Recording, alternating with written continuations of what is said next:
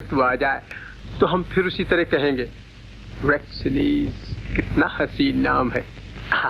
हमने आपको आजाद किया, आपके सिपाहियों को आजाद किया, आपके मुल्क को आजाद किया, और इतना ही नहीं, हाइडस्पस के आसपास का जितना इलाका हमने फतह किया है वो भी आपके हवाले किया। फिल्यूकस, फौज हटा लो। वो आवाज़ जो कभी मुगले आजम के दरबार में बादशाह अकबर की गरिमा से गूंज उठी थी और जिसने मंच पर खड़ी होकर आज़ादी, इंसानियत और कला की मिसालें गढ़ी थी, अब वही आवाज़ खामोश हो चुकी थी। बिस्तर के पास एक और शख्स खड़ा था, केदार शर्मा। वो दोनों उस दौर के थे जब सिनेमा सिर्फ रोशनी और कैमरा नहीं था बल्कि एक इबादत थी। दोनों ने अपने करियर की शुरुआत एक साथ की थी, एक छोटा सा कलाकार और एक सेट पेंटर बनकर। वक्त ने दोनों को आसमान तक पहुंचाया, पर दोस्ती की डोर कभी नहीं टूटी। सालों पहले दोनों ने मिलकर एक फिल्म बनाई थी, बच्चों की फिल्म चेतक। उसमें पृथ्वीराज ने महाराणा प्रताप की भूमिका निभाई थी और केदार शर्मा ने निर्देशन किया था। फिल्म के आखिरी दृश्य में जब महाराणा अपने मरते हुए घोड़े चेतक को विदा कहते हैं तो पृथ्वीराज ने केदार से कहा था, इस दृश्य में कुछ ऐसे शब्द दो जिससे महाराणा अपने चेतक के प्रति अपनी मोहब्बत और कृतज्ञता बयां कर सके। केदार मुस्कुराए थे और बोले, ऐसे पल में शब्दों की जरूरत नहीं होती पृथ्वीराज। पृथ्वीराज ने वैसा ही किया। कैमरा चला और इतिहास का सबसे भावनात्मक दृश्य अमर हो गया। अब वही दो दोस्त, वही निर्देशक, वही कलाकार जिंदगी के अंतिम दृश्य में आमने सामने थे। इस बार न कैमरा था, न रोशनी, न दर्शक, बस अस्पताल का कमरा, हवा में फैलती खामोशी और एक अनकहा दर्द। केदार शर्मा ने पृथ्वीराज की ओर देखा। आंखों में शब्द थे पर जुबान साथ नहीं दे रही थी। वो मुड़े और जाने लगे। तभी पृथ्वीराज ने कांपते हाथ से इशारा किया, रुक जाओ। केदार धीरे धीरे आगे बढ़े। पृथ्वीराज ने आंखों से कहा, वही करो जो महाराणा ने चेतक के साथ किया था। और केदार शर्मा ने झुककर अपना गाल पृथ्वीराज के गाल से लगा दिया। उनकी आंखों से आंसू बहे और गिर पड़े उसी जगह जहां कभी चेतक के गाल पर गिरे थे। एक अभिनेता ने अपने निर्देशक से वो आखिरी टेक ले लिया जो अब कभी दोहराया नहीं जा सकेगा। और इसी तरह पर्दा गिरा उस महान कलाकार पर जिसने भारतीय रंगमंच और सिनेमा को अपनी आत्मा दे दी थी। जनाबे वाला, मैं कुछ अर्ज करना चाहता हूं। शायद अपने दिल से मजबूर होकर वकील सफाई ने मुल्जिम को बचाने के लिए एक दिलचस्प मगर मनगढ़ंत कहानी सुनाई, जिसमें एक जन्म के आवारा गुंडे को मेरा बेटा साबित करने की कोशिश की गई। लेकिन मैं पूछना चाहता हूं कि वकील सफाई के पास इसका सबूत क्या है? तो ये कहानी है उस पितामह की जो थे पेशावर के रईस पर रहे हमेशा एक फकीर की तरह। उनका जन्म हुआ था 3 नवंबर 1906 को और नाम रखा गया था पृथ्वीनाथ कपूर। उनका परिवार रुतबेदार था। दादा पिता सब पुलिस और तहसीलदारी के बड़े अफसर थे। पिता दीवान बशेश्वरनाथ कपूर चाहते थे कि बेटा भी कानून की पढ़ाई करे, इसलिए उन्हें एडवर्ड कॉलेज पेशावर में भेजा गया। पर उस नौजवान का कानून में नहीं, मंच पर दिल लगता था। कॉलेज में प्रोफेसर नोरा रिचर्ड उन्हें शेक्सपियर और इब्सन की दुनिया से मिलाती थी। बस उसी वक्त उन्होंने ठान लिया कि यही उनकी मंजिल है। उन्होंने अपने घर में ही नाटकों का मंचन शुरू कर दिया था और धीरे धीरे पेशावर के थिएटर में भी काम करने लगे। उन्होंने कानून की पढ़ाई 1 साल में ही छोड़ दी। यही है दहेज, उठाइए थे। वकील साहब, मैंने आपसे साफ कह दिया था कि मैं गरीब हूं, सैकड़ों का दहेज न दे सकूंगा। वो 17 साल के थे जब उनकी शादी 15 साल की रामसरनी मेहरा से हो गई। जब उन्होंने फिल्मों में जाने का फैसला किया तब तक वे 3 बच्चों के पिता बन चुके थे, जिनमें सबसे बड़े थे राज कपूर। पिता ने पैसे देने से साफ मना कर दिया। तब उन्होंने अपनी एक बुआ से कुछ पैसे उधार लिए और 1928 में पत्नी और बच्चों को पेशावर में छोड़कर बॉम्बे के लिए ट्रेन पकड़ ली। इस बेबाक लौंडी को ले जाओ और कैद खाने के अंधेरों में गर्क कर दो। बॉम्बे पहुंचे तो उन्हें कहाँ रहना पड़ा, गिरगांव के पास एक गौशाला के करीब। रईसी से दूर संघर्ष में जीना उन्होंने खुद चुना था। उन्होंने इंपीरियल फिल्म कंपनी में एक एक्स्ट्रा आर्टिस्ट की नौकरी शुरू की, वो भी बिना सैलरी के। उनकी पहली फिल्म दो धारी तलवार थी, जिसमें वो सिर्फ एक भीड़ का हिस्सा थे। ये नौकरी सिर्फ 10 दिन चली, मगर 11वें दिन उनकी किस्मत पलट गई। एक फिल्म की शूटिंग थी, हीरो नखरे कर रहा था। डायरेक्टर ने हीरोइन को बुलाया और कहा, जाओ एक्स्ट्रा आर्टिस्ट में से अपना हीरो चुन लो। हीरोइन ने बिना देरी किए उस छरहरे रौबदार पठान की तरफ इशारा कर दिया। पृथ्वीराज कपूर 10 दिन में एक्स्ट्रा से सीधे लीड हीरो बन गए। उन्होंने 9 मुख्य फिल्मों में काम किया, जिनमें सिनेमा गर्ल उनकी पहली लीड रोल वाली फिल्म थी। 1931 में देश की पहली बोलती फिल्म आलम आरा में भी वे एक सहायक के रोल में दिखे। फिल्म तो बड़ी हिट हुई, पर उनकी आवाज़ और रौबदार व्यक्तित्व को लोगों ने पहचानना शुरू कर दिया था। और चाहते हो रीता से शादी करना? जी हाँ, अगर आपकी इजाजत हो तो। कई बार जेल भी जा चुके हो। रीता ने आपको ये भी बताया होगा कि अब मैंने तौबा कर ली है। क्या आमदनी का कोई दूसरा जरिया निकला है? पर इसी वक्त उन पर गहरे दुखों का पहाड़ टूट पड़ा। बॉम्बे आने के कुछ साल बाद 1931 में उनके 2 छोटे बेटे देवेंद्र को निमोनिया से और रविंदर को पड़ोस की बागीचे में चूहे मारने वाली गोलियां निगलने से एक ही हफ्ते के अंदर चल बसे थे। ये दर्द इतना गहरा था कि उन्होंने हमेशा अपने बड़े बेटे राज कपूर से कहा कि वो अपने छोटे भाइयों शम्मी और शशि को बेटों जैसा प्यार करें। शायद यही वजह थी कि कपूर में बाद में भाई भाई के बीच इतना प्यार और तालमेल देखने को मिला।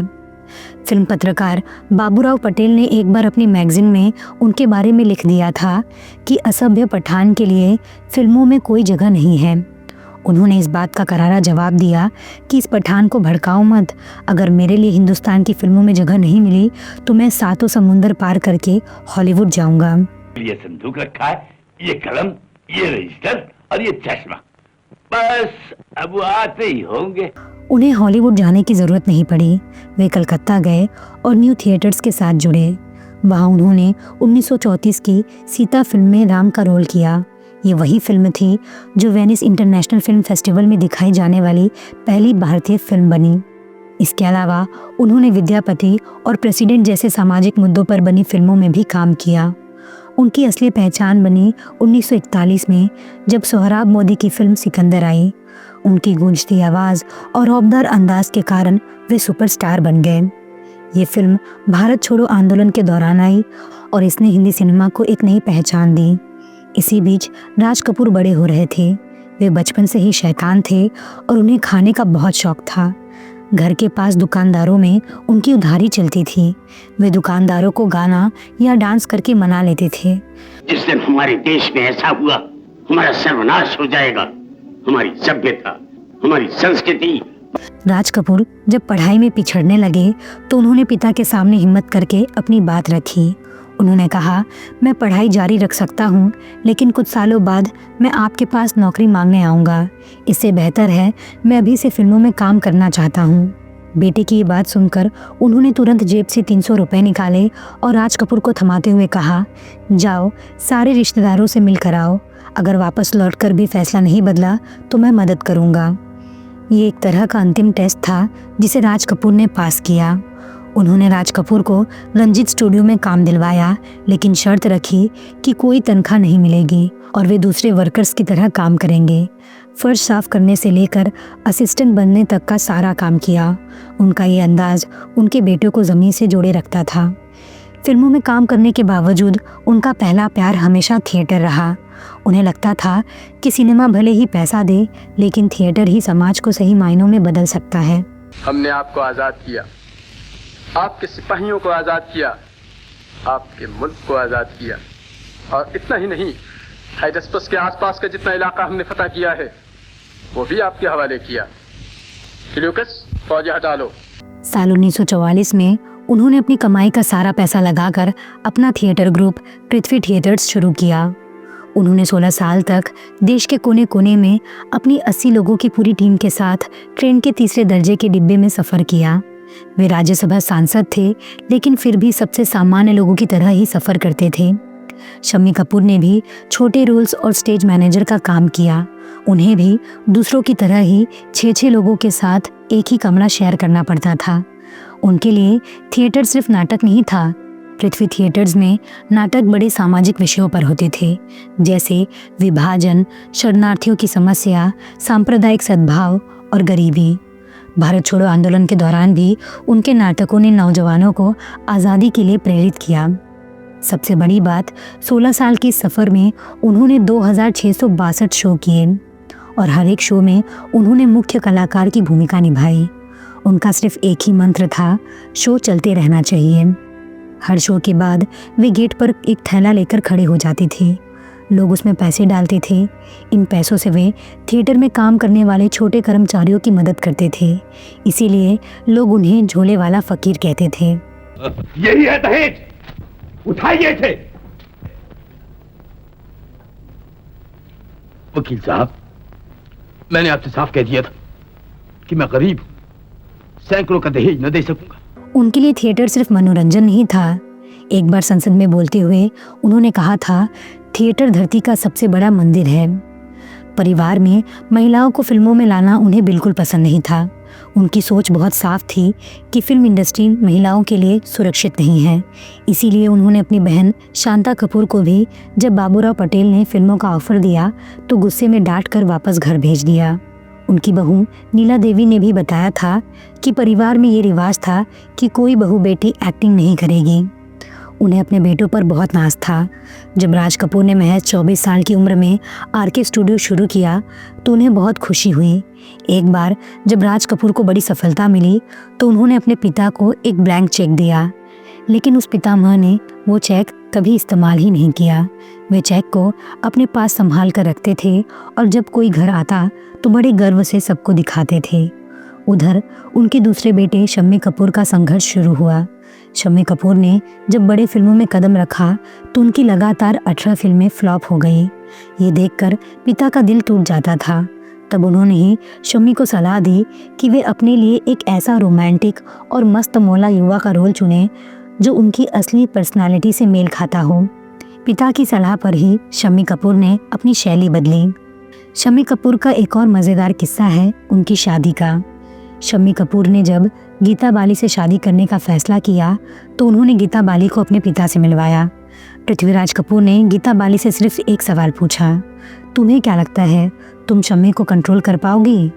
गीता बाली ने हंसते हुए जवाब दिया, नहीं, मैं ऐसा नहीं कर सकती और मैं कोशिश भी नहीं करना चाहती। ये जवाब सुनकर पृथ्वीराज कपूर बहुत खुश हुए और उन्होंने तुरंत शादी की अनुमति दे दी। उनका हमेशा मानना था कि रिश्ते ईमानदारी पर टिकने चाहिए। उनकी अभिनय की विरासत को उनके पिता दीवान बशेश्वर नाथ कपूर ने भी आगे बढ़ाया। राज कपूर की फिल्म आवारा में उनके पिता ने एक छोटा सा रोल किया था। इस तरह 3 पीढ़ियाँ राज कपूर के पिता, पृथ्वीराज कपूर और राज कपूर एक ही फिल्म में दिखाई दिए थे। राज कपूर की फिल्म आवारा में उन्होंने एक सख्त जज की भूमिका निभाई। बाप बेटे का आमना सामना इतना ज़बरदस्त था कि वो आज भी राज कपूर की बेहतरीन फिल्मों में गिनी जाती है। ये फिल्म भारत में ही नहीं बल्कि रूस में भी बैड्रियागा नाम से रिलीज हुई और वहाँ इसे राष्ट्रीय फिल्म का दर्जा मिला। इस बेबाक लौंडी को ले जाओ और कैद खाने के अंधेरों में गर्क कर दो। बच्चों की शादियों में भी उनका अंदाज बिल्कुल अलग होता था। जब रणधीर कपूर की शादी बबीता से हो रही थी तब उन्हें कैंसर था और तेज बुखार, लेकिन एक पिता की खुशी में वो सब कुछ भूल गए। बारात के आगे आगे वे खुद नाचे। उनकी बहू शम्मी कपूर की पत्नी नीला देवी ने बताया था कि उस हालत में भी उन्होंने डांस किया था। धीरे धीरे उनके स्वास्थ्य ने साथ छोड़ना शुरू कर दिया। उन्हें गले का कैंसर हो गया था।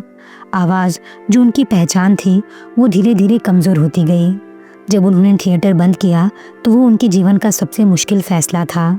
सिनेमा की बढ़ती लोकप्रियता के आगे उन्हें लगा कि अब वे थिएटर के साथ न्याय नहीं कर सकते। थिएटर बंद करते समय उनके पास 3 वैगन भरकर प्रॉप्स, कपड़े और स्टेज का सामान था, जिसे उन्होंने जुहू में अपनी कुटिया के सामने एक शेड में रखवा दिया था। उनका सपना था कि वे एक दिन एक छोटा थिएटर बनाएंगे जहां छोटे ग्रुप कम खर्च में नाटक कर सकें। और चाहते हो रीता से शादी करना? जी हाँ, अगर आपकी इजाजत हो तो। कई बार जेल भी जा चुके हो। रीता ने आपको ये भी बताया होगा कि अब मैंने तौबा कर ली है। क्या आमदनी का कोई दूसरा जरिया निकला है? अपने आखिरी दिनों में भी उन्होंने काम करना नहीं छोड़ा। 1971 में रणधीर कपूर के निर्देशक में बनी फिल्म कल आज और कल में 3 पीढ़ियां एक साथ दिखी थी, पृथ्वीराज कपूर, उनके बेटे राज कपूर और पोते रणधीर कपूर। इस फिल्म की शूटिंग के दौरान उनकी तबीयत बहुत खराब रहती थी। कुछ रिपोर्ट्स तो ये भी कहती है कि इस फिल्म के लिए उन्होंने डबिंग भी अस्पताल के बिस्तर से ही पूरी की थी। ये फिल्म उनकी आखिरी फिल्म बनी। ये संदूक रखा है, ये कलम, ये रजिस्टर और ये चश्मा। बस अब वो आते ही होंगे। बीमारी ने उन्हें पूरी तरह जकड़ लिया था। 29 मई 1972 को लगभग 64 साल की उम्र में उन्होंने दुनिया को अलविदा कहा। उनके जाने के ठीक 16 साल बाद उनकी पत्नी राम सरनी मेहरा, जो खुद कभी कैंसर से जूझ रही थी, उन्हें भी अलविदा कह गई। एक साथ इतने साल जीने के बाद शायद उन्हें अपने पति के बिना रहना मंजूर नहीं था। उनकी मृत्यु के बाद उन्हें 1972 में मरणोपरांत दादा साहेब फाल्के पुरस्कार से सम्मानित किया गया। उनकी विरासत को बाद में उनके बेटे शशि कपूर और बहू जेनिफर कैंडल ने आगे बढ़ाया। शशि कपूर ने अपने पिता का सपना पूरा करने के लिए अपनी फिल्मों से कमाई हुई रकम लगाई और उसी प्लॉट पर पृथ्वी थिएटर्स का निर्माण किया। ये थिएटर 15 नवंबर 1978 को खुला और आज भी कलाकारों को मंच दे रहा है।